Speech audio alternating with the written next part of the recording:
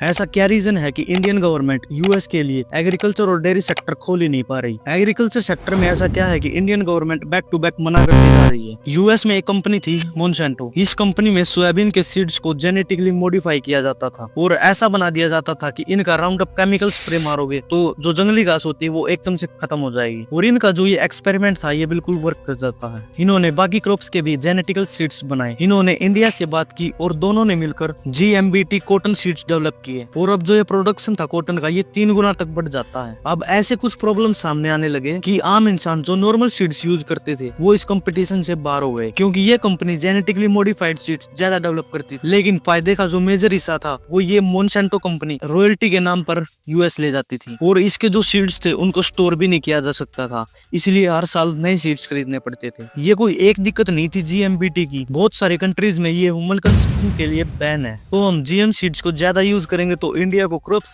Export करने में भी दिक्कत आएगी। और अगर जो ये GM क्रॉप्स है इसको एज इट इज इंडिया में इंपोर्ट कर ले अपने पर्सनल यूज के लिए, ताकि यूएस का जो प्रेशर है जो इतने दिनों से एकदम से आ रहा है वो भी कम हो सके, उसमें भी दिक्कत आती थी। यूएस में तो एडवांस लेवल के फर्टिलाइजेशन, केमिकल्स और मशीन यूज की जाती है फार्मिंग के लिए। इसके साथ साथ वहाँ की जो गवर्नमेंट है वो फार्मर्स को बिलियंस ऑफ डॉलर सब्सिडी के रूप में दे देती है। यूएस के फार्मर्स की जो नीड होती है प्रोड्यूस करने की वो इंडिया के कंपेरिजन में वहाँ की बहुत कम होती है। तो यूएस से इंपोर्ट करने में जो लोकल इंडियन फार्मर्स हैं वो इस कंपटीशन में ही नहीं टिक पाएंगे। तो ये इतने सारे रीजन है कि इंडियन गवर्नमेंट यूएस के लिए एग्रीकल्चर और डेयरी सेक्टर खोल नहीं पा रही।